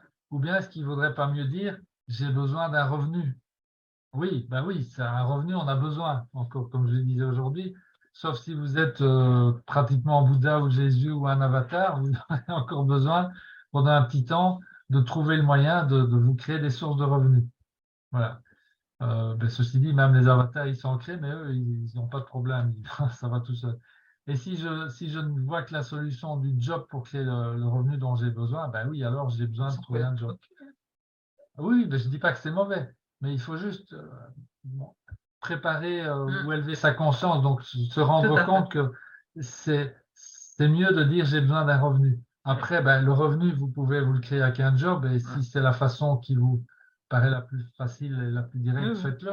Mais il n'y a pas que le job, il y a d'autres façons. Vous voyez, donc, mais par contre, puisque si vous dites j'ai besoin d'un job, si vous dites ça au lieu de j'ai besoin d'un revenu, vous vous privez de la possibilité de trouver le revenu autrement qu'en ayant un job. Voilà. J'espère que c'est clair. Voilà. Alors maintenant, pourquoi a-t-on besoin d'un revenu? Ça, c'est la question suivante. En général, ben, c'est quand nous avons un besoin, ouais, c'est parce que nous avons des besoins, des désirs à satisfaire. Acheter des vêtements, acheter une voiture, une maison, réaliser un projet, etc. Voilà. Maintenant, si nous partons en fixant le revenu que nous gagnons, ben, nous limitons nos possibilités en termes de désir. Ça, c'est la notion de penser à l'endroit, hein, rappelez-vous. C'est les moyens ou les buts ou les moyens. On met les buts devant et les moyens suivent, et pas l'inverse. Donc, vous avez appris ça dans la clé de la maîtrise. Hein, si votre projet est clair et accompagné d'un désir brûlant, ce qui demande parfois un travail pour qu'il soit développé, et que donc vous faites ce travail de reprogrammation de votre empreinte mentale, les moyens vont apparaître puisque c'est l'univers qui va vous les mettre sur votre chemin. Voilà. Il y a aussi cette notion de richesse qui a besoin d'être clarifiée. Est-ce qu'il faut être Warren Buffett ou Crésus pour prétendre être riche? Est-ce que vous savez, et ça c'est vrai, j'ai vu une interview de lui, est-ce que vous savez que Warren Buffett se sent mal dans sa peau s'il n'a pas au moins $1 million sur son compte? Et vous, comment est-ce que vous vous sentiriez avec une somme de ce montant sur votre compte en banque? Ben voilà, c'est pas la même chose. Sympa. Ben évidemment. Voilà. Alors, arrêt sur image. Quelle est la pensée qui vient de vous traverser l'esprit là, à l'instant? Hein, ça vous ramène à ce que je disais tout à l'heure. Observez vos émotions. Qu'est-ce que ça a inspiré cette petite remarque? Plutôt quelque chose de positif, plutôt un feeling négatif. Voilà, c'est observer. Il n'y a rien de juste ou faux. C'est juste qu'il faut observer. Quand j'ai cité le nom de Warren Buffett, c'est comment vous avez réagi? Non, mais celui-là, c'est un pourri. Ou alors, non, mais moi, je suis pas comme Warren Buffett. Bon, de toute façon, j'ai pas besoin de ça pour être heureux, etc. Ah non, ben, écoutez, si vous aviez ce million, hein, et que vous pouviez rendre 100 personnes plus heureuses pendant quelque temps en leur distribuant 10 000 euros à chacune, est-ce que ça vous rendrait pas un peu plus heureux aussi, hein? Donc, vous voyez le travail, hein, il y a du taf. Je sais, il y a du taf. Donc, ici, il faut mettre les choses à l'endroit. C'est ça, en fait, que vous allez prendre le temps de faire. En tout cas, je vous le souhaite. Voilà, c'est quels sont mes besoins, quels sont mes projets, quels sont mes désirs. Mes revenus sont-ils adaptés à ces besoins, à ces désirs, hein? Ou, ou plutôt, est-ce que mes revenus s'adaptent automatiquement aux besoins ou aux désirs, hein, puisque c'est l'univers qui fait le nécessaire si nous sommes prêts à recevoir. Si ça se passe, et quand ça se passera comme ça, quel que soit le niveau de vos besoins, ça peut être des petites choses. Vous n'avez pas besoin d'être Warren Buffett ou de vouloir la lune. Ça peut être très, très, très, très simple. Avoir un coin de potager, une petite maison avec un jardin, un coin de potager, c'est bon, une petite cabane, peu importe. Si vous avez ça et si vous vous sentez bien là, dans votre peau, vous êtes riche. Point barre. Ouais. Voilà. Et en fin de compte, voilà, on n'a pas le temps de tout développer ce qui suit, mais en tout cas, on voulait vous donner un aperçu de ce travail à faire. Donc voilà, identifier votre profil psychologique. Ben, on pourra. Alors, pour ceux que ça intéresse, on pourra faire des petites sessions pendant le deuxième semestre, hein, il y a de l'espace pour ça. Il y en a qui demandent où on peut trouver le test du profil psychologique. Oui, ici, ben, Ça ben, je vais vous le dire, c'est dans le milieu, Esprit millionnaire. Oui, Vous allez avoir la référence dans un instant. Hum. Donc, ben, en fait, est-ce que vous êtes un écureuil, une cigale, un moine ou une autruche? Voilà. Quelles sont vos croyances dominantes? J'ai déjà un petit peu expliqué comment vous pourriez les reconnaître. Posez des questions à des gens de confiance aussi, comment est-ce qu'ils vous perçoivent sur ces plans-là. C'est très instructif, hein. Mais bon, faites ça qu'avec des gens de confiance, hein. Évidemment, n'allez pas demander à vos voisins comment, ou à des gens, enfin voilà, vous m'avez compris. Où est-ce que vous en êtes par rapport à cette loi de la compensation? Est-ce que vous êtes prêt à recevoir, hein, les bleus? C'est souvent un point faible, ça. Si on a du mal à recevoir, ben, on bloque la circulation de l'énergie et il n'y a rien qui vient. Je donne, et alors, ça se remarque, hein, parce que si vous vous surprenez à dire, ouais, je donne, mais je reçois jamais rien, Ouais. bon, voilà, ça, c'est le symptôme d'un problème dans le programme intérieur recevoir. Et bon, étant bleu, je peux vous dire que c'est souvent les bleus qui ont ce bug dans leur programme interne. Voilà. En tout cas, ça se travaille, évidemment. Déjà, le fait d'en avoir conscience, ça vous aide beaucoup. All right. Ben voilà, on est au bout. On a déjà vu comment aborder cette tâche délicate de découvrir ses talents, hein. On a parlé du silence, rappelez-vous. On rementionne ça ici pour montrer à quel moment ça devient critique d'avoir fait et de faire régulièrement ce travail de rechercher vos talents. Vous n'allez pas y couper, hein. Si vous n'y êtes pas encore, ben, continuez, persévérez, parce que ça va vous permettre de choisir plus facilement les types de services que vous pouvez rendre à autrui. Voilà, alors il y a plein de choses que vous pouvez faire aussi pour ouvrir votre vision par rapport à l'argent. Ça, c'est un exercice assez flippant, mais qui est passionnant. J'ai trouvé ça génial. C'est très ludique aussi. Voilà, c'est l'exercice de la croissance. Vous faites ça pendant 30 jours consécutifs. Vous pouvez faire ça avec 1000 euros ou 10 000 euros, hein. Bon, si vous êtes plutôt à l'aise avec l'argent, ben, faites-le avec 10 000. Sinon, si vous êtes très coincé, faites-le avec 1000, parce que sinon, sinon vous n'arrivez pas aux 30 jours. Mais alors, vous dites, voilà, vous vous réveillez le matin et vous avez 1000 euros sur votre compte en banque fictif, un vrai compte en banque, mais fictif, voilà. L'univers vous a mis 1000 euros dessus et vous êtes obligé de le dépenser avant d'aller dormir. Donc, vous choisissez à quoi vous le dépensez, vous faites ce que vous voulez, c'est votre argent, vous en faites ce que vous voulez, même si vous voulez le gaspiller à faire quelque chose, une folie, enfin, ce que vous considérez comme une folie, faites-le, pas de problème. Le lendemain, mais dépensez-le, c'est obligatoire. Sinon, l'univers ne vous donne plus rien. Le lendemain, vous vous réveillez avec 2000. Pareil, vous devez dépenser les 2000, mais à des choses différentes de la veille. Le troisième jour, 3000. De nouveau, vous devez tout dépenser, mais cette fois-ci à des choses différentes des 2 jours précédents, etc., pendant 30 jours consécutifs. Je peux vous dire que c'est pas si facile d'arriver au bout. Même quand vous avez épuisé toute votre imagination, ça va vous forcer à devenir très, très généreux avec vous-même et c'est très, très, enfin, moi, j'adore cet exercice. Voilà. Aucune restriction, mais obligation de dépenser, jamais 2 fois la même dépense.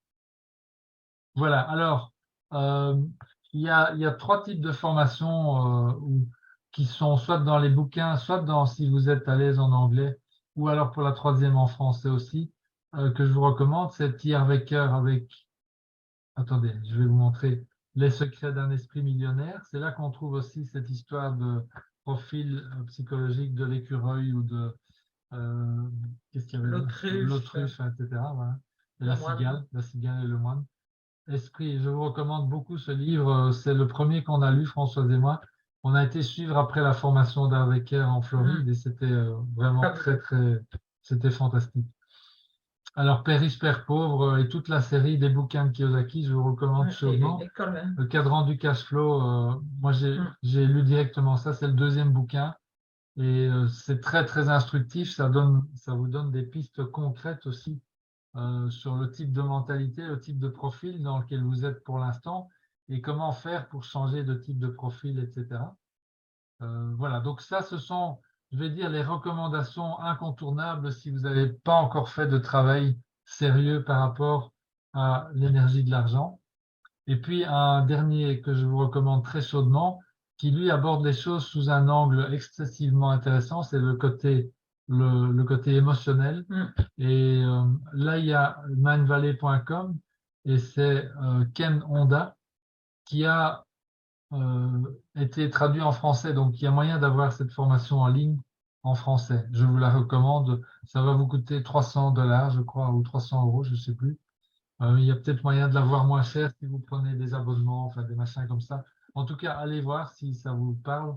Mindvalley.com, Ken Honda, c'est fabuleux. Voilà.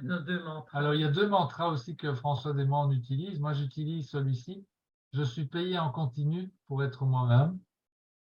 Moi, je vous laisse le temps de noter, hein. Moi, j'aime bien ce mantra. Je sais plus, je l'ai entendu un jour dans une formation et ça m'a parlé. Bon, voilà, si ça vous parle, utilisez-le. Et Françoise utilise celui-ci, j'ai toujours de l'argent en abondance.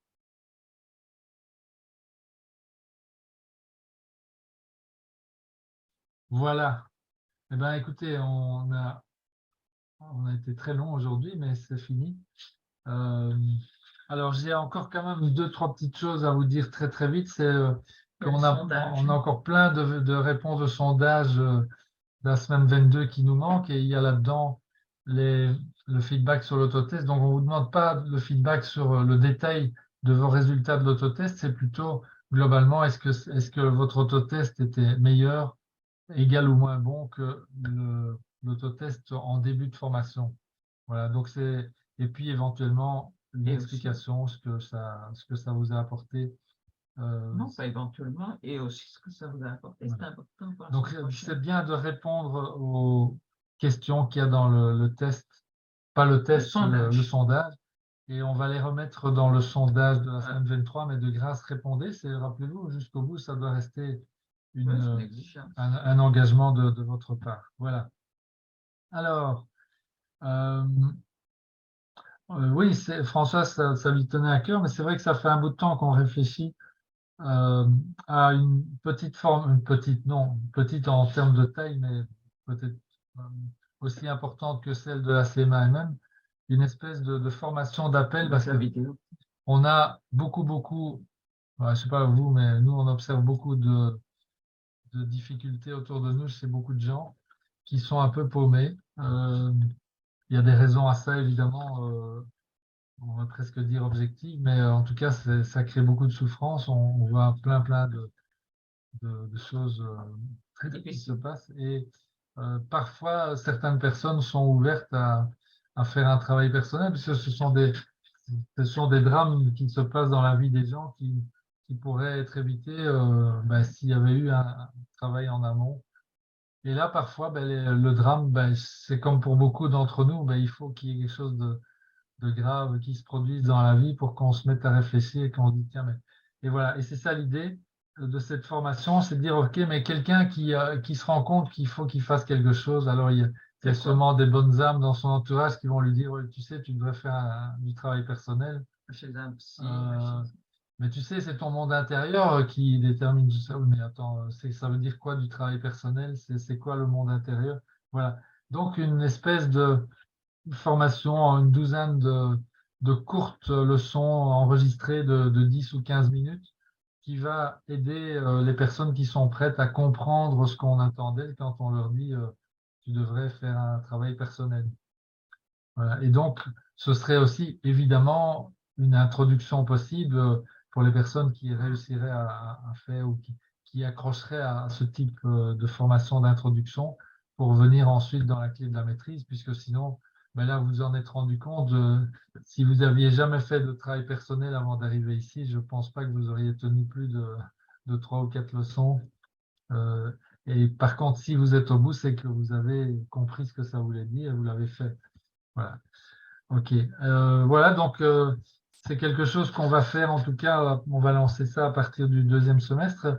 Et si je vous en parle, c'est parce que on avait l'idée aussi de de vous solliciter en particulier les guides, mais pourquoi pas aussi les membres permanents, d'intervenir dans cette formation avec leur expérience ou leur explication personnelle de ce que ça veut dire pour eux faire du travail personnel. Voilà.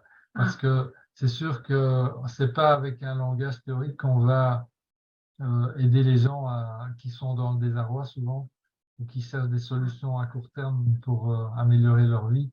C'est pas avec des langages théoriques qu'on va y arriver. Donc, il faut qu'il y ait, si possible, un maximum d'exemples concrets qui pourront parler aux gens. Voilà. On reviendra là-dessus dans le deuxième semestre à partir de fin juillet, donc aux prochaines sessions qui vont suivre l'événement. Il faut dire aussi que la session prochaine, la dernière, elle n'est pas enregistrée. Oui, c'est vrai que la session 24, traditionnellement, n'est pas enregistrée, donc c'est parce qu'on veut vous avoir là en présentiel. Et il y a une bonne raison à ça, vous le découvrirez évidemment. Mais donc, c'est ça le prix, c'est qu'on n'enregistre pas, donc on vous oblige, entre guillemets, à être là. Mais enfin, normalement, ce sera la fête, donc faites le maximum pour y être. OK. Est-ce qu'il y avait des questions, des partages, des commentaires sur tout ce qu'on a partagé aujourd'hui? C'était long, hein, donc il nous reste quand même un peu de temps. Donc faites-moi un petit signe, faites-nous un signe de la main ou dans le chat. Oups, qu'est-ce que je dis? Daniel Chéron. Ah oui, il est là, le chat. Non, Daniel Chéron. Oui. Ah oui, Daniel. OK. Voilà, Daniel, j'ai ouvert ton micro. Bonsoir Françoise et Luc et bonsoir tout le monde. Bonsoir. Moi j'ai une question par rapport à l'exercice sur pendant les 30 jours, sur l'argent pendant les 30 jours fictifs, là, 1000 euros, tu prends 1000 euros, tu ajoutes une fois tous les jours, ou 10 000 euros comme tu veux, tu les dépenses et chaque jour tu fais des dépenses différentes. Ma question c'est, qu'est-ce que au final ça va apporter. Voilà. Eh bien, écoute, tu verras par toi-même. Il y a une chose que je vais te dire, c'est que ça va t'apporter de la créativité dans ce que tu peux faire avec cette énergie de l'argent. Ouais.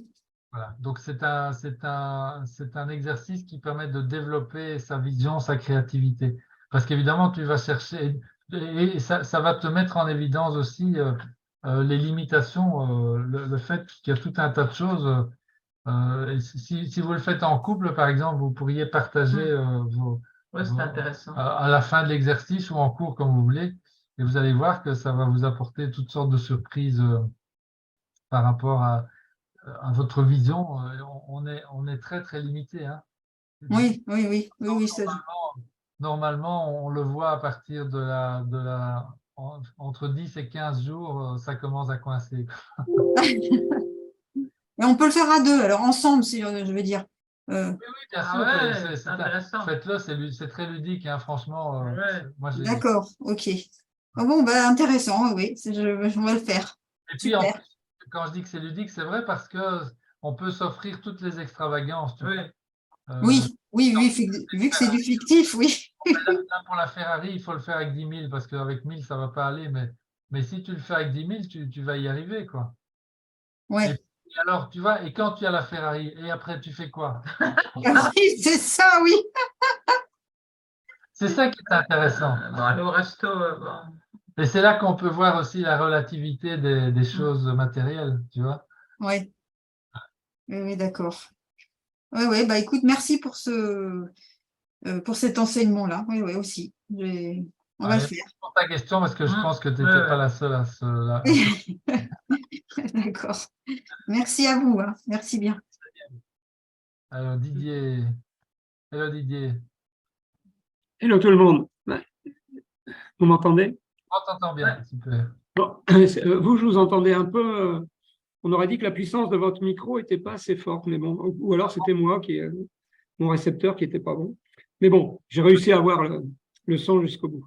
Alors moi, c'était pour rebondir par rapport à l'exercice. Bon, c'est vrai qu'à deux, c'est peut-être plus facile.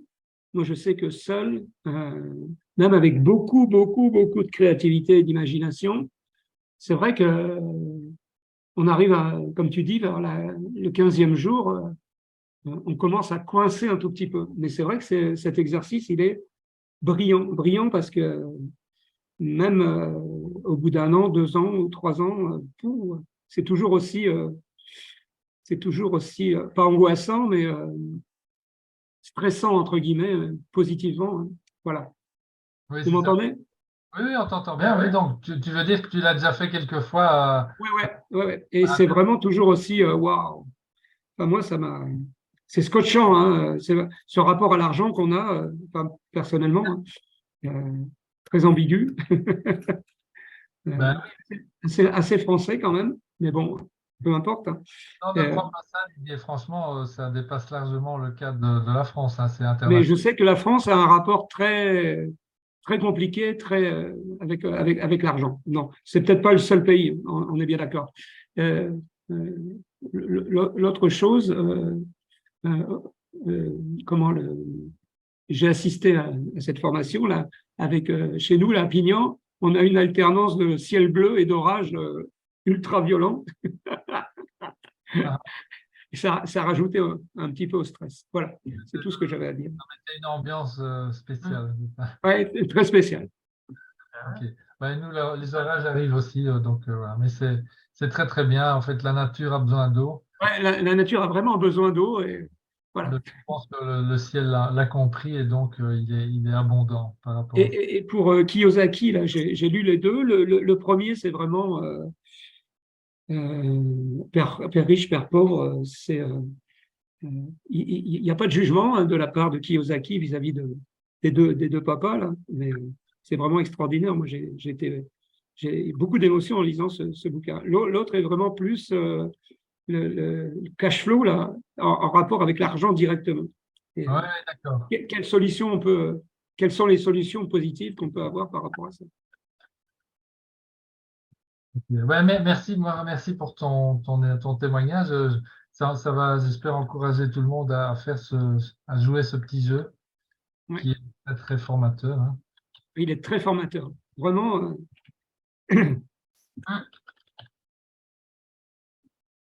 Ok, merci. Mais Mais il n'y a pas de quoi. Il y a merci à Abbas. toi. Hello Abbas. On n'entend pas. Attends, est-ce que j'ai pas. ouvert le. Abbas, voilà. Vous m'entendez? Oui, on t'entend. J'avais pas cliqué. Bonjour à tout le monde. Bonjour Luc, bonjour Françoise. Comment allez-vous? Vous m'entendez? On t'entend bien. Bon, par rapport aux formations, les livres pour l'argent, là, Kiyosaki et T. Harv Eker, moi je les ai écoutés en version audio. C'est vrai que ça bouscule beaucoup pour notre conscience de l'argent. Ça m'avait vraiment bousculé. Hein.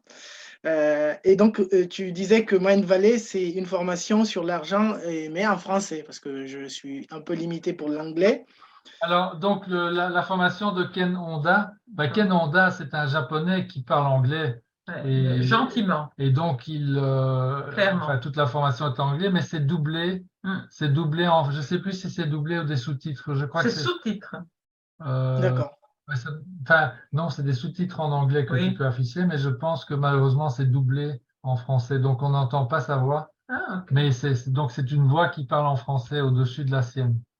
Ok. Et voilà. Et donc, voilà. Mais je recommande, même comme ça, je recommande parce que la formation est excellente. En fait, elle dure 3 semaines et on fait, il y a à peu près aussi 10-15 minutes, entre 10 et 20 minutes, on va dire, par jour, avec, il y a 3 semaines, chaque semaine, il y a 3 fois une semaine, sur un thème différent et c'est une évolution. Et donc, voilà, mais ça couvre les aspects émotionnels essentiellement, et c'est très complémentaire avec tout le contenu de Kiyosaki. Parce que Ok. Kiyosaki, ben lui, il adresse le côté technique, on va dire, de l'argent. Enfin, il parle aussi des aspects, comment dire, le cadran du cash flow. Ça dit, ben, est-ce que j'ai un esprit d'entrepreneur ou plutôt de salarié, etc. C'est un petit peu psychologique aussi ou culturel. Mais Ken Honda, lui, va que à fond dans ces aspects-là, très profond au niveau des croyances, hériter des parents, enfin plein de trucs, les ancêtres, tout ça. Très intéressant. Et donc, ça se complète vraiment. Passionnant. Ça se complète vraiment, puisque même Kiyosaki, en fait, sans ce qu'apporte Ken Honda, on s'est rendu compte, Françoise et moi, qu'il y a encore des choses qui coincent, quoi, tu vois. D'accord. Et Voilà. puis, par rapport à l'exercice des 1 centime à multiplier avec 30% de taxes, c'est marrant. Moi qui suis comptable, il y en a beaucoup trop de taxes, hein. Mais bon, je ferai bien l'exercice sur tableau Excel parce que Prends ton tableur Excel et fais-le. Tu le fais ouais, en seconde. Si tu sais programmer en Excel, je suppose que c'est le cas. oui, Tu vas être époustouflé, c'est juste incroyable, quoi. il y a trop de taxes, il y a trop de taxes. Bon, merci beaucoup. Trop de texte, on dit ouais, c'est juste 30%. Donc tu vois, en fait, Ouais. je vous le donne pour vous montrer que c'est pas intuitif. Mm. On va se dire, ok, je pense, on pourrait penser, si on fait pas le calcul, qu'on va avoir un peu moins que la première solution. On va être 30%, bon, on aura peut-être 50% de moins. En fait, c'est pas du tout ça. C'est pas Mm. du tout ça. C'est même Mm. très, très, très, très loin de ça. Ouais, sachant qu'on a plus que 30% réellement de taxes. Mais bon, ça c'est un autre débat. La dose de ce côté. Ouais, ouais. Bon. Merci en tout cas pour ce webinaire. Merci à tout le monde. Témoignage, Abbas. Merci à toi. Merci. Ok, alors, Dominique, qu'est-ce qu'il nous dit? Oui, l'expérience des 3 amis, c'est vrai que c'est époustouflant. Ouais, ouais. Parfait. Ok, est-ce qu'il y a d'autres partages, d'autres questions encore? Ou bien on est bon?